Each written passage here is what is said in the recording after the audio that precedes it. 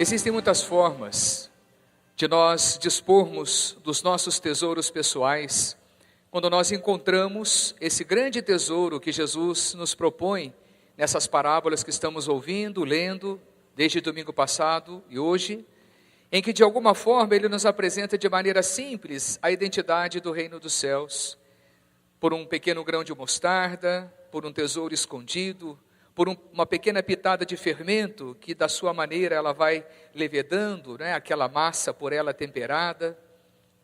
E aí a gente se pergunta, e eu, diante desta palavra, qual tem sido a disposição da minha vida, da minha busca verdadeira como homem, como cristão, para alcançar esse reino de Deus?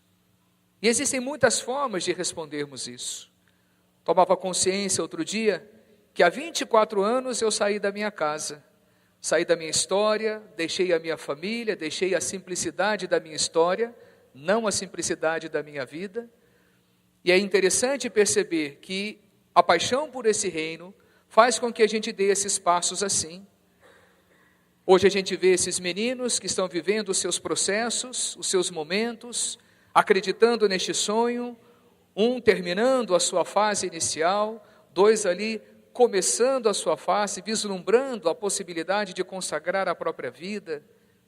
Como a gente observa tantos entre vocês que assumiram na igreja um ministério, uma pastoral, uma ação social, para que de alguma forma pudessem expressar essa paixão pelo reino. E eu só posso imaginar tudo que nós fazemos na igreja assim, quando eu vou observando os muitos trabalhos, só aqui na nossa paróquia, os muitos trabalhos que vão acontecendo, até em muitos deles de maneira silenciosa, não é? Quando a gente vê essa molecada da banda, por exemplo, né, que há tanto tempo assumem esse compromisso, e que para a gente ter uma missa tão agradável, a partir daquele cantinho, quantas madrugadas, semanalmente eles estão aqui, não é? Nos seus horários apertados, porque são pessoas normais, têm as suas casas, as suas famílias, ministros, catequistas, veja ali o diácono, não é? Com a sua história de vida, sente o apelo no seu coração de dar um pouco mais para tudo isso. Está ali o Pedro, daqui uns dias está indo embora, um jovem louco que está indo morar na África porque quer ser missionário, não é? Está tomando vacina para tudo quanto é lado, para poder ir embora em paz e não pegar muita malária lá. Vai pegar umas 4 só, não vai pegar mais que isso não, né? O que faz, né? Mas que cada um de nós também responde. Não são só essas pessoas que têm uma missão ali ou acolá, ou de alguma forma numa consagração, num compromisso, não é? Mas sou eu batizado. E eu posso responder por mim, dentro da minha casa, dentro da minha família, a partir daquilo que a vida já me provou, a partir daquilo que a vida já me desgastou. Não existe tempo para eu poder responder a este apelo do reino de Deus. Mas o reino de Deus é esse apelo para cada um de nós. Imagine Jesus, na sua forma tão humana de dizer para aquele povo simples, o reino dos céus, minha gente, é como um tesourinho escondido no campo, numa terra qualquer. Mas aquele que encontra, sabe que a partir daquele momento, ele é o possuidor daquele terreno. Então o que ele tem que fazer com pressa é vender as coisinhas que ele tem para tentar comprar aquilo ali. Eu ainda recordava numa das missas que rezei hoje, talvez aqui para nós no Brasil isso não signifique muito, mas lá na terra de Jesus, e sobretudo no tempo de Jesus, era muito comum que as pessoas escondessem nos terrenos das suas casas os seus tesouros, o pouquinho de dinheiro que tinham, uma pecinha de ouro, uma joiazinha que tinham, eles sepultavam, com medo de serem saqueados, com medo de serem roubados. Quantas vezes as famílias eram destruídas, nós estamos acompanhando agora com tanta tristeza, que as coisas não mudaram, né? Há uma destruição medonha da família, das casas. Então muitas casas ficavam abandonadas, famílias inteiras morriam. E aí alguém um dia, mexendo ali naqueles escombros, cavucando a terra, encontrava um tesouro. E diz a lei que aquele que encontra um tesouro naquela terra, ele se torna o possuidor daquela terra. Então, mais do que o tesouro, a terra pertencia a ele. Claro que ele ia vender as coisinhas que ele tinha, porque ele precisava pegar aquele tesouro para ele. Então, Jesus usa de uma coisa muito concreta para poder dizer, é assim o reino de Deus. É a pequenez de uma semente de mostarda.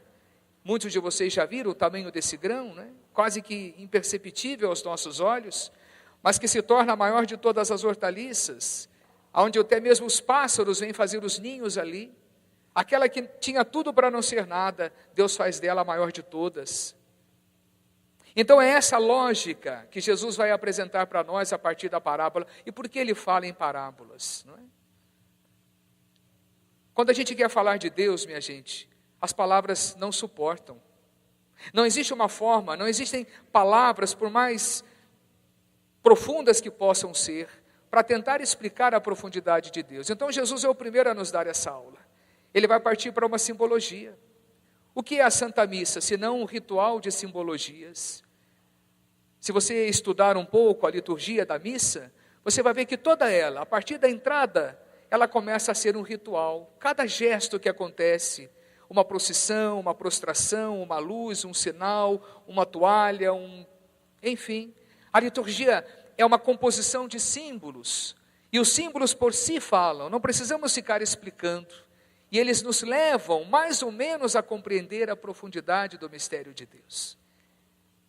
Como é que eu vou explicar o milagre que acontece todos os dias nesta mesa, o Santo Altar, quando aquele que preside a Eucaristia clama ao Espírito Santo, dizendo: derramai o teu Espírito Santo, a fim de que essas ofertas, o pão e o vinho, se tornem para nós o corpo e o sangue de Cristo. Vamos explicar esse mistério. É insustentável na nossa capacidade humana, intelectual de pensar. Por isso que nós dizemos: eis o mistério da fé. Como é que eu vou explicar humanamente dizendo que o Espírito Santo pousa no corpo de uma adolescente, toca a profundidade da sua carne, sem maculá-la? Ali está o grande mistério, o grande milagre da encarnação. Como explicar isso em palavras humanas? Então nós tentamos partir pela simbologia, e Jesus vai fazendo isso. São parábolas fáceis para compreender o que ele quer dizer para nós. E aí eu deixaria esse desafio para mim e para você. Quais são os tesouros hoje que têm ocupado a essência da nossa vida? Quais são os tesouros que têm ocupado as suas preocupações e que de alguma forma têm tirado de você a sua vontade, a sua disposição de se entregar plenamente pelo reino de Deus? E não entenda que entregar-se plenamente ao reino de Deus, você precisa sair da sua casa e buscar. Não, você pode começar a fazer isso muito bem feito, é dentro da tua casa. É vivendo o sacramento que Deus já lhe concedeu, o batismo, a Eucaristia, a crisma, o matrimônio, não sei. É ali que Deus está pedindo de você o reino que lhe pertence. E buscar e desejar esse reino é uma forma bonita, uma forma atraente, que nos dispõe todos os dias a viver a alegria deste sacrifício. Eu quero viver a profundidade deste reino. Eu quero cada vez mais assumir em mim essa atitude crística que o próprio Jesus nos permite viver.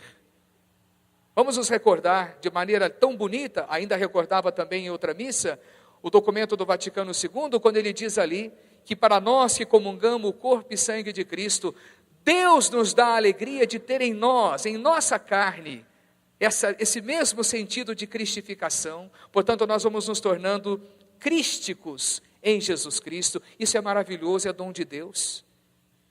Eu saio carregado dessa grande certeza de que Cristo está em mim. Posso dizer: Cristo sou eu. E esse compromisso que nós assumimos de viver a vida nova é um compromisso de fé. Eu tenho que dispor de tudo para não deixar que os males da vida venham destruir em mim o que pode ser aquilo que é a atitude de santidade. Não é um desafio para nós? Quando você percebe que você acabou de dar um fora, quer numa palavra maldita, quer num julgamento que você fez, quer num comentário que feriu alguém, quer num comportamento que você tem consciência: eu machuquei alguém, como isso é desagradável, como isso nos fere. E quando eu digo isso para você, eu me coloco em primeiro lugar. Mas nós podemos ter a decência de dizer: meu Deus, não desista de mim, e eu também não posso dar motivos de desistência. Deus pode operar a qualquer momento, a todo instante, pela ação do seu Espírito Santo, esta vida nova que nós precisamos. E minha gente, se não formos nós os primeiros a desejar ardentemente isso em nós, a querer viver de fato esse testemunho, sem muitas palavras, mas a partir de nós. Cristo é assim, não é verdade? Se você puder espremer o Evangelho, você vai encontrar muito mais atitudes do que palavras, porque Jesus falava assim. Então vamos nos desafiar essa semana. Vamos nos desafiar pedindo: Senhor, eu desejo o reino dos céus. Eu desejo ter a certeza de que o meu coração já encontrou este tesouro. E eu quero ter a coragem de começar a vender os meus tesouros. Nós sabemos que muitos tesouros nas nossas vidas têm nos escravizado. Nós sabemos que muitos tesouros nas nossas vidas têm tirado a nossa paz, têm tirado o nosso sono, têm nos dado preocupação demais. Famílias, situações que se destroem por esses, desculpe dizer, malditos tesouros que vamos construindo e que vão ferindo a tradição, a família, o sagrado de cada um de nós. Mas nós não temos a coragem de vender esses tesouros, esses malditos tesouros, para alcançar o tesouro do céu. E é isso que Jesus faz. Jesus não tem palavrinhas doces em alguns momentos, mas Ele vem radicalizar em nós.